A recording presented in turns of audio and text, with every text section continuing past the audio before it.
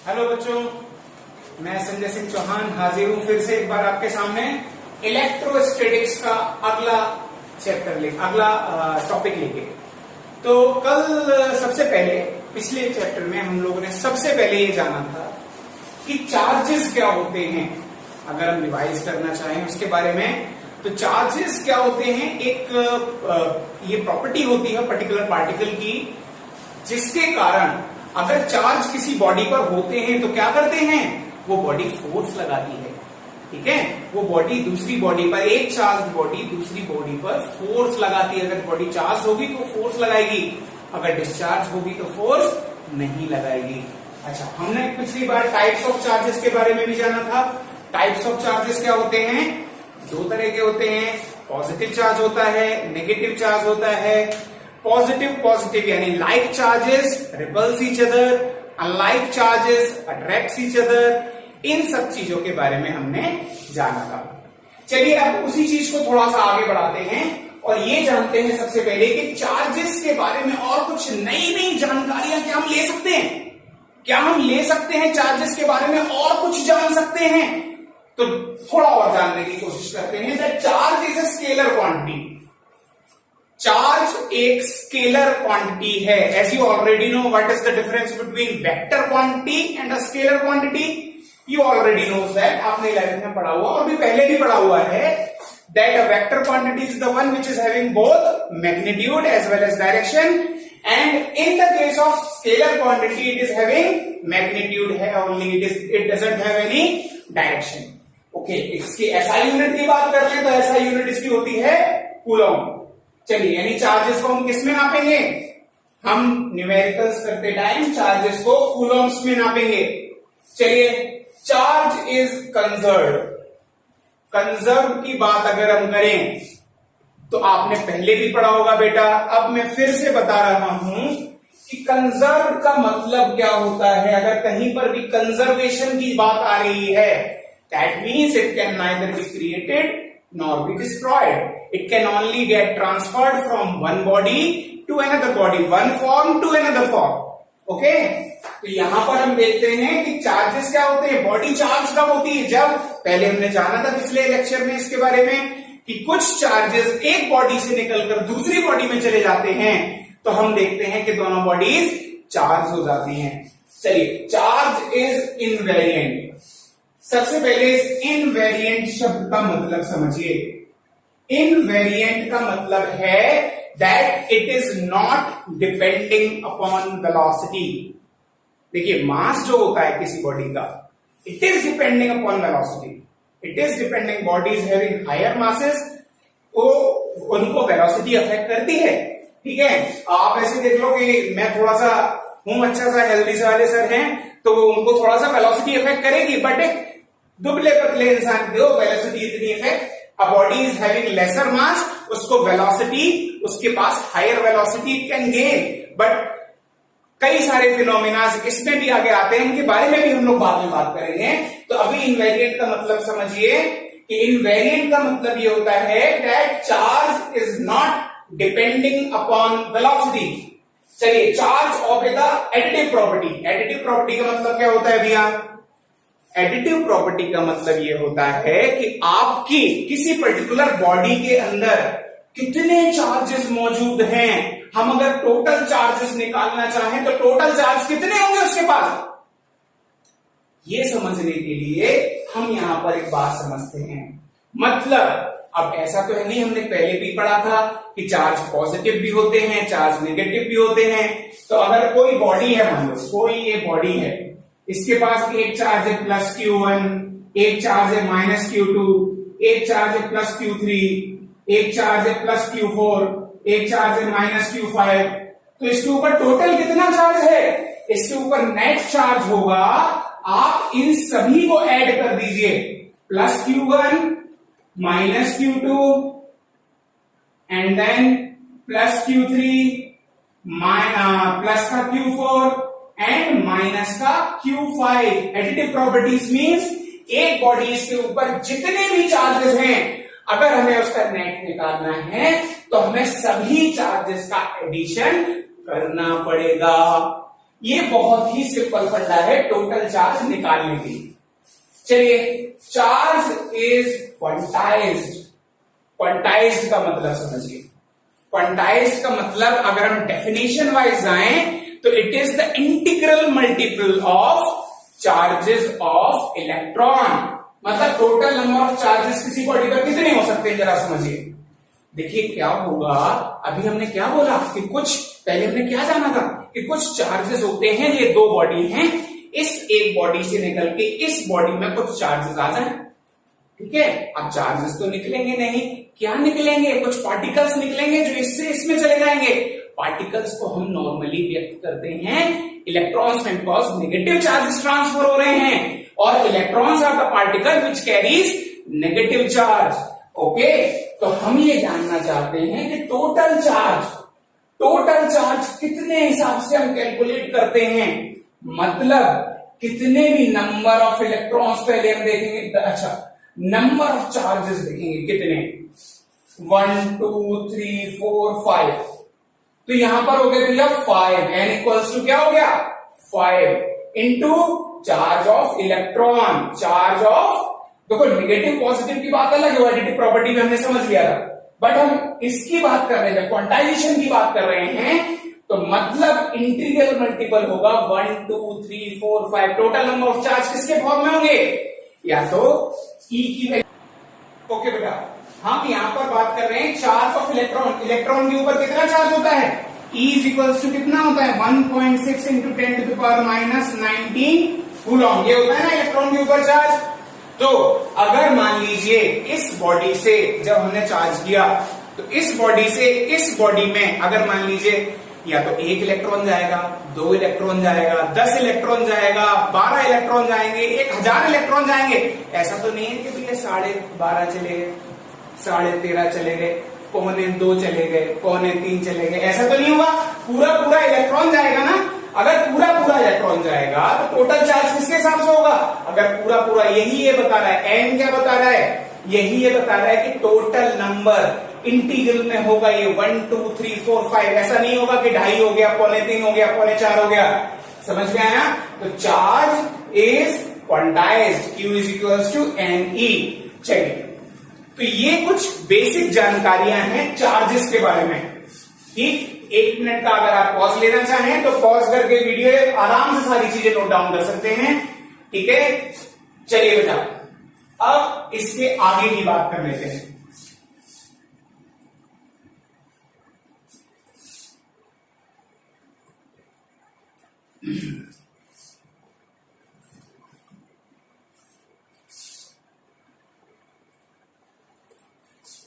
चलिए, अब हम जानना चाहते हैं कि जैसे कि हम पिछले हमने वीडियो में देखा था, हमने आपको बोला था कि किसी बॉडी को चार्ज करके देखेंगे कैसे होती है चार्ज। तो भैया कुछ ना कुछ मेथड्स होंगे चार्जिंग के। ठीक है, तो हम इस बार जानना चाहेंगे मेथड्स ऑफ चार्जिंग। चलिए भैया, हम यहां पर 3 मेथड्स के बारे में बात करेंगे। First method is conduction method. अब इसके बारे में बात करेंगे, conduction method. Second method is friction method.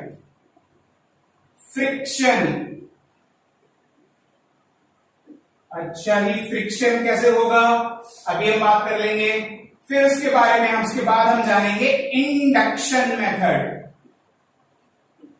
तो यानी 3 तरह से किसी बॉडी को हम चार्ज कर सकते हैं, conduction method, friction method and then induction method. चलिए भैया, हम बारी बारी से तीनों को जानने की कोशिश करते हैं कि कैसे इन तीनों मेथड्स के जरिए हम किसी बॉडी को चार्ज कर सकते हैं। चलिए कंडक्शन मेथड की बात करें। कंडक्शन मेथड मतलब ये आता है, पहले भी आपने कंडक्शन के बारे में पढ़ा होगा। Conduction means when bodies are in contact with each other. अगर एक बॉडी दूसरी बॉडी के कांटेक्ट में है तो क्या ये एक दूसरे को चार्ज कर सकती हैं? इसके बारे में हम थोड़ा सा जानेंगे, इसके बारे में, एक्सपेरिमेंट्स के बारे में। अच्छा, जो आपने पढ़ा होगा एक गोल्ड फॉइल एक्सपेरिमेंट था, ठीक है, gold leaf experiment, sorry gold leaf experiment के बारे में हम थोड़ा सा आगे जानेंगे, बाद में जानेंगे। फिर फ्रिक्शन मेथड के बारे में जानेंगे। फ्रिक्शन यानी कैसे दो चीजों के पीछे फ्रिक्शन जनरेट करा के हम उनको चार्ज कर सकते हैं। तीसरा होगा आपका इंडक्शन मेथड। चलिए, कंडक्शन मेथड की हम बात कर रहे थे, तो देखिए ऐसी बात है कि ये बॉडी मान लीजिए डिस्चार्ज है, मतलब हम इसको छू रहे हैं, ये कोई हम पर फोर्स नहीं लगा रही। फोर्स नहीं लगा रही तो क्या चार्जेस नहीं है इसके अंदर? फिर से बताइए, फोर्स नहीं है तो क्या चार्जेस नहीं है?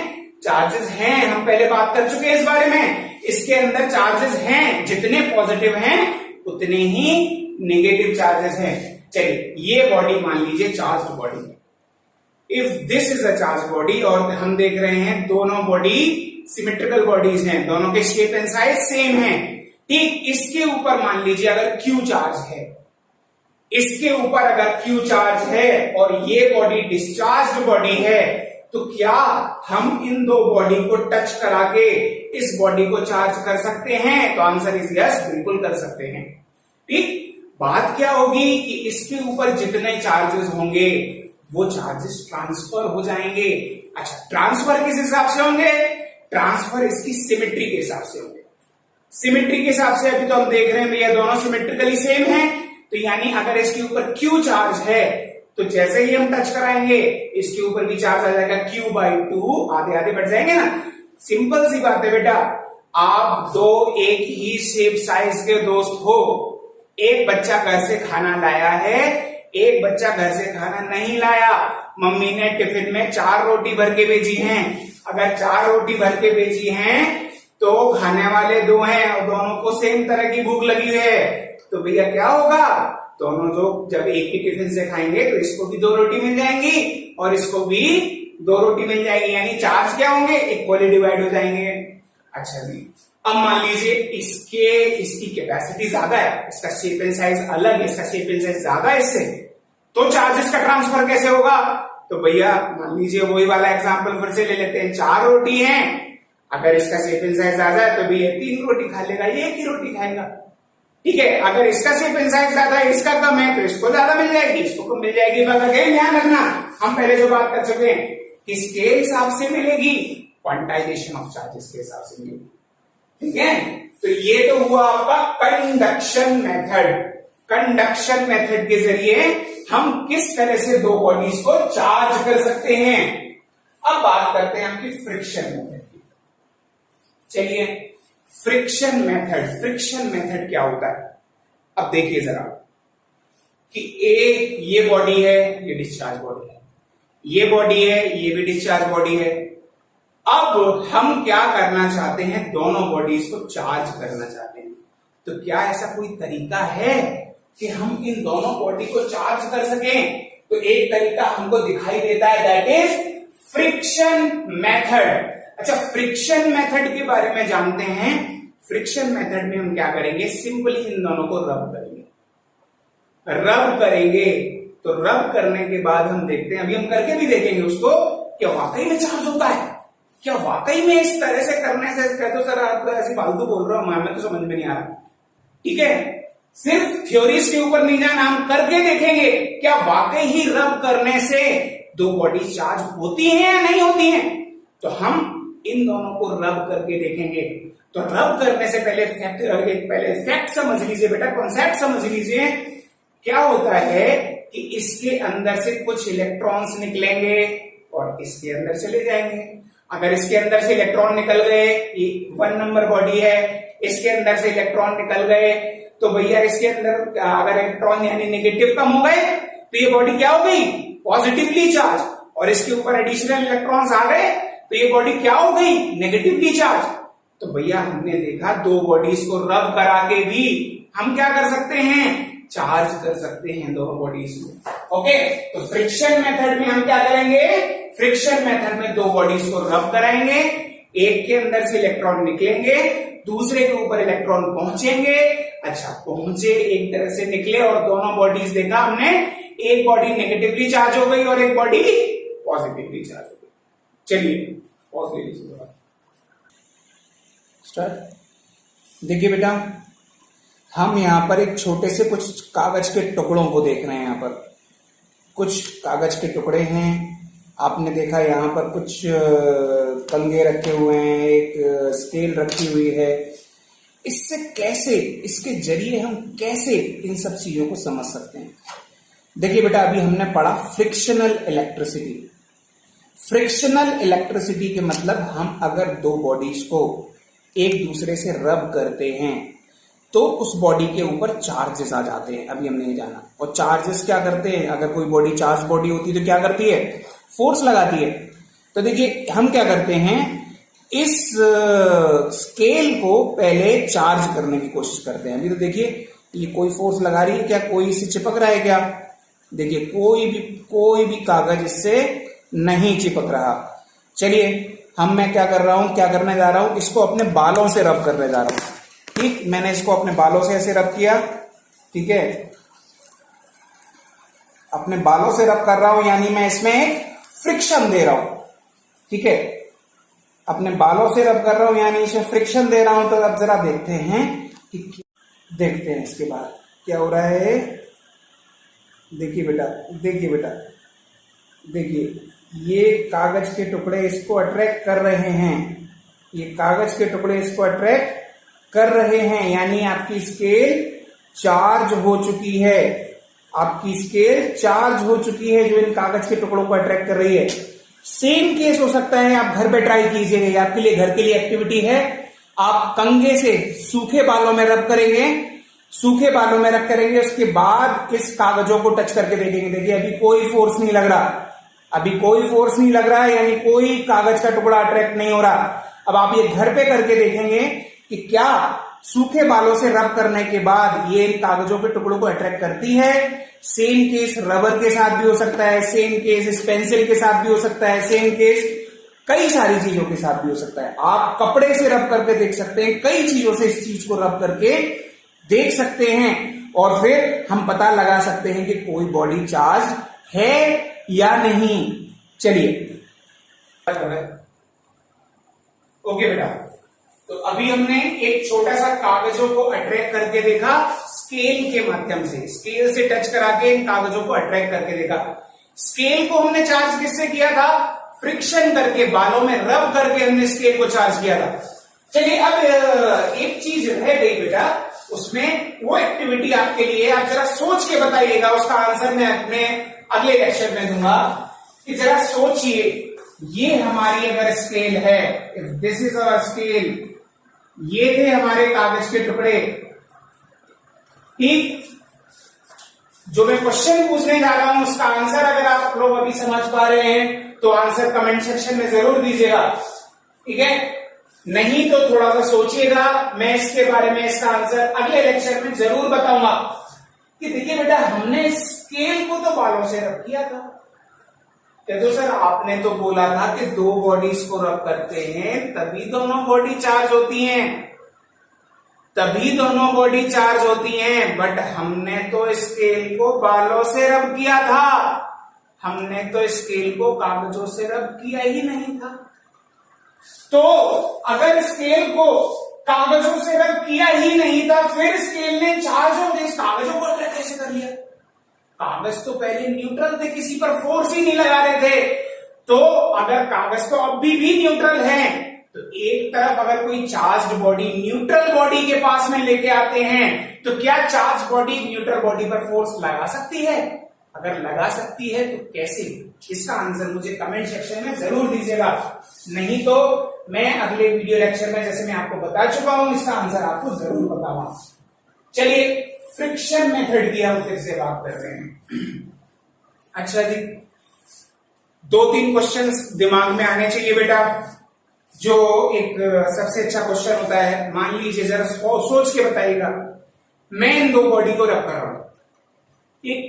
ये बॉडी जी अगर मान लीजिए हो गई पॉजिटिवली चार्ज, हमारी ये बॉडी जी हो गई मान लीजिए नेगेटिवली चार्ज, तो क्या इस रब करने के बाद इन दोनों के बीच में कुछ मास का ट्रांसफर हुआ? क्या इसका मास कम हो गया या इसका ज्यादा हो गया, या इसका कम हो गया इसका ज्यादा, क्या ऐसा हुआ? क्या ऐसा हो सकता है? वीडियो को जरा 1 मिनट के लिए पॉज कीजिए, सोचिए इसके बारे में, फिर रिज्यूम कीजिए, फिर लौट के आइए। अच्छा जी, हम लोग वापस हैं। जरा देखिए, हमने क्या बोला था, जब दो बॉडीज को रब कर रहे हैं तो वो चार्ज हो जा रही हैं, यानी एक से इलेक्ट्रॉन निकले और दूसरे के ऊपर इलेक्ट्रॉन्स चले गए। तो बेटा अगर एक ने इलेक्ट्रॉन लूज किए हैं, दूसरे ने इलेक्ट्रॉन गेन किए हैं, तो ध्यान रखिए इलेक्ट्रॉन के ऊपर मास होता है। तो अपने इसने जितने इलेक्ट्रॉन लूज किए हैं उतने मासेस के बराबर, उतने इलेक्ट्रॉन्स के मासेस के बराबर इसने मास लॉस किया है, इसने उतना ही मास गेन किया है। चलिए, अच्छा जी, अब हम ये कैसे मान लें कि सर आपने इतनी देर में इतना सब तो बता दिया, लेकिन हमें अभी भी समझ में ये नहीं आया कि ये बॉडी कब पॉजिटिवली चार्ज होगी। हम कैसे मान लें कि ये बॉडी पॉजिटिवली चार्ज है और ये नेगेटिवली है, ये पॉजिटिव क्यों नहीं है और ये नेगेटिव क्यों नहीं है? तो इसके लिए भी कोई नियम है क्या, इसके लिए भी कोई रूल है क्या? तो आंसर इज यस, इसके लिए भी एक रूल है। यहां देखिए बेटा, यहां हमने एक सीरीज बनाई हुई है, ये एक छोटी सी सीरीज है, इसके अलावा और भी बड़ी सीरीज आपको अलग अलग बुक्स में नेट्स पर मिल जाएंगी। ये इलेक्ट्रोस्टैटिक सीरीज है, cat scale for glass cotton cell human body volt metal steel x ray sensor for, ये सभी इस सीरीज में आप देख रहे हैं। अच्छा जी, इस सीरीज का मतलब क्या है? इस सीरीज का मतलब ये है कि अगर इस सीरीज में किसी ऊपर वाली चीज को किसी भी नीचे वाली चीज के साथ रब करेंगे तो हमेशा ऊपर वाली चीज के पास, जो सीरीज में ऊपर है, उसके ऊपर पॉजिटिव चार्ज आएगा, और उसको जो नीचे वाली चीज के साथ रब किया है उसके ऊपर नेगेटिव चार्ज आएगा। यानी अगर हम ग्लास को फर के साथ रब करें तो ग्लास के ऊपर नेगेटिव चार्ज आएगा, फर के ऊपर पॉजिटिव चार्ज आएगा। अगर ग्लास को कॉटन के साथ रब करें तो इस बार ग्लास के ऊपर पॉजिटिव चार्ज आएगा, इस बार ग्लास इलेक्ट्रॉन्स को लूज करेगा और कॉटन इलेक्ट्रॉन्स को गेन करेगा, तो उसके ऊपर नेगेटिव चार्ज आएगा। तो ये है हमारी एक इलेक्ट्रोस्टैटिक सीरीज, जो ये डिसाइड करती, जो है हमें बताती है कि किन दो चीजों को रब करने के बाद किस बॉडी के ऊपर कौन सा चार्ज आएगा। अच्छा जी, इसी इलेक्ट्रोस्टैटिक्स में, इसी फ्रिक्शन में एक दो पॉइंट्स की बात और कर लेते हैं बेटा, कोई चीज छूटनी नहीं चाहिए। सर्दियों के टाइम में आप कंबल ओढ़ के लेटते हैं बेटा, कंबल ओढ़ के लेटते हैं, आप अंधेरे में कंबल पर हाथ फेर के देखिए। सर्दियों में हमारी स्किन कैसी होती है? ड्राई स्किन होती है। तो हम जब कंबल पर हाथ फेरते हैं तो आपको कुछ चक चक चक चक सी आवाजें आती होंगी, कुछ स्पार्किंग सी दिखती होगी। ऐसा क्यों हो रहा है? ऐसा क्यों हो रहा है? क्योंकि आपकी ह्यूमन बॉडी रब कर रही है, आपकी ह्यूमन बॉडी रब कर रही है, फ्रिक्शन कर रही है। किसके साथ? उस कंबल के साथ। तो आपकी बॉडी चार्ज हो रही, दोनों बॉडीज क्या हो रही हैं? चार्ज हो रही है, उनके बीच में कोई चार्जेस जनरेट हो रहे हैं, दैट इज इलेक्ट्रोस्टैटिक चार्ज, जो आपको दिखाई दे रहे चार्जेस, अंधेरे में आपको चिंगारी के तौर पर दिखाई दे रहे हैं। आपने एक चीज और फील की होगी, आपकी जो टीवी स्क्रीन होती है, कभी आप उसके ऊपर ऐसे उल्टा हाथ करके देखिए, आपको ऐसा फील होगा कि जैसे आपको हाथों में कुछ फील हो रहा है। ठीक, आपके अगर यहाँ पर गूज़बम्प्स जैसे कोई फीलिंग आ रही है, अगर इस पर्टिकुलर जगह पर, जिस जगह पे आप टच कर रहे हैं, ऐसी कुछ हल्की सी अजीब सी फीलिंग आ रही है, तो ये भी क्या हो रहा है कि उस बॉडी के ऊपर, टीवी स्क्रीन के ऊपर क्या हो गए हैं? चार्जेस मौजूद हो गए हैं। इस कारण से वो बॉडी चार्ज बॉडी है और वो दूसरी बॉडी पर क्या कर रही है? फोर्स लगा रही है। चलिए बेटा, तो हमने मेथड्स ऑफ चार्जिंग में दो मेथड्स को जाना, conduction method and friction method. चलिए, तीसरा मेथड क्या है आपका? Induction method. तो बेटा इस इंडक्शन मेथड के बारे में हम अगले लेक्चर में जानेंगे। इंडक्शन मेथड क्या होता है बेटा, इसके बारे में थोड़ा सा आइडिया दे दूं। अभी हमने क्या किया था भैया? कंडक्शन में टच करा दिया था, फ्रिक्शन में रब करा दिया था। इंडक्शन में ना तो टच कराएंगे ना ही रब कराएंगे, इसको दूर से ही रख लेंगे और देखेंगे क्या ये बॉडी चार्ज होती है या नहीं, ये चीज को हम करके देखेंगे। ठीक है, तो ये हमारा नेक्स्ट वीडियो में आपको हम डिटेल में इसके बारे में बताएंगे। अगेन ध्यान रखिएगा बेटा कि हमको कई सारे चीजों के आंसर्स ढूंढने हैं, कई सारी एक्टिविटीज करके देखनी है। आराम से घर पे कीजिए, बड़ा मजा आएगा। कोई दिक्कत हो मैं हमेशा आपके पास हूं। कोई भी कैसा भी टॉपिक से रिलेटेड क्वेश्चन हो आप कमेंट सेक्शन में जरूर पूछिए। नए जो भी स्टूडेंट्स हैं वो हमारे चैनल को लाइक कर दीजिए, सब्सक्राइब कर दीजिए, हमारी वीडियो को लाइक कर दीजिए और ये छोटा वाला घंटा एक है उसको जोर से घंटा बजा दीजिए, जिससे हम लोग अलग अलग तरीके से बिल्कुल मजे से फिजिक्स को पढ़ सके। चलिए बेटा, अगले वीडियो में मिलते हैं। Thank you.